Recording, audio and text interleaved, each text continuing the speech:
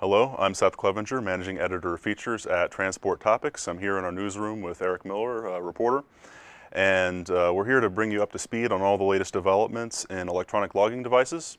So just yesterday, the Commercial Vehicle Safety Alliance, CVSA, outlined its plans for enforcing the upcoming ELD mandate, which goes into effect December 18th.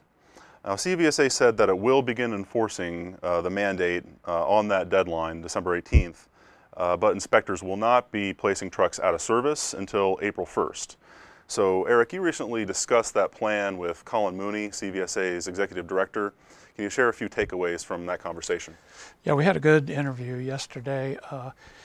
He stressed that this is not a soft enforcement, this is a phased-in enforcement. Mm-hmm. They're very much in favor of enforcing this mandate, but they felt it was only fair to carriers who had their logbooks up to date and correctly filled out on hours of service that they shouldn't be declared imminent hazard, so to speak. Okay. Sure.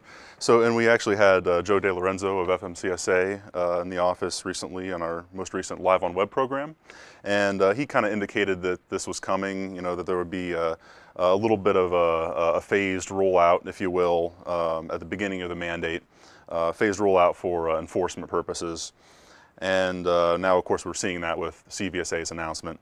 And Eric, you know, was this phased-in approach to enforcement intended to really promote a smoother transition for the industry in its move to ELDs? Yeah, there were concerns, and Mooney said there are concerns of disrupting freight if they place carriers and drivers out of service. So they wanted to give them a little more time to do this. As you know, they've already had 2 years. The rule was finalized in 2015, but he wanted to make sure that this big move, and he kind of harkened back to 2004 when there was a cargo securement final rule.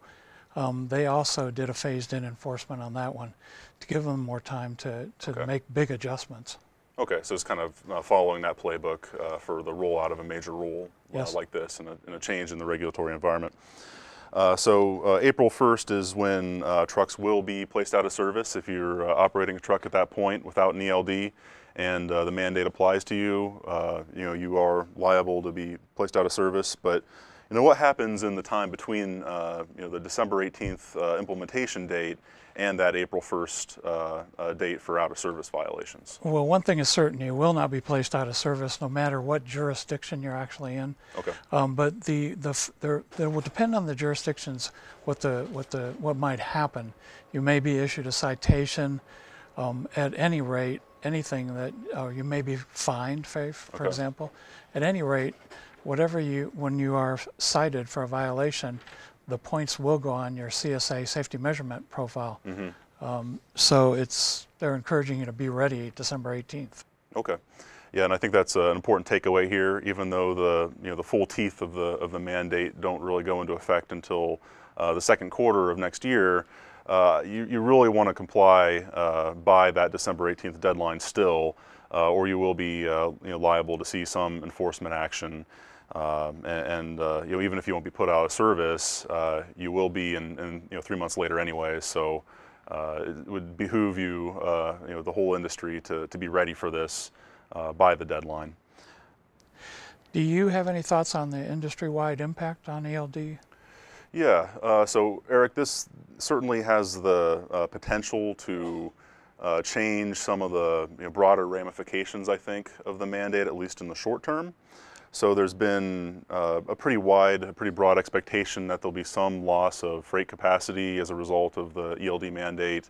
The baseline expectation seems to be in the 3 to 5% range, a reduction in hauling capacity. There's also a certain level of expectation that spot market rates might go up as compliant trucks get harder to find.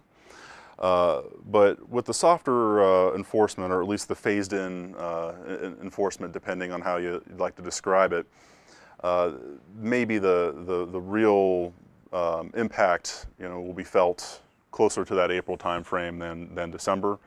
And anyway, in any event, it might be spread out over time. So maybe we don't see as large of a capacity crunch starting in December as we otherwise would have if the mandate had begun with trucks being put out of service left and right for not complying. But as a result, I think you're going to see, this approach to enforcement minimize the initial disruption. I think that we'll see a little bit of a smoother rollout as a result. And on the other hand, there may be a danger that some of the procrastinators might continue to procrastinate, right? I mean, if they feel that the potential penalties starting December 18th, aren't going to be as bad, perhaps the last minute people in December will become the last minute people in the tail end of March.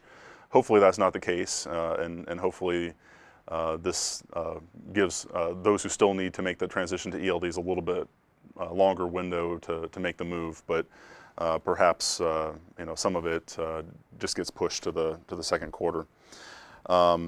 And as I would like to remind our viewers that, of course, we'll be continuing to follow all the latest developments in ELDs and the ELD mandate as news happens.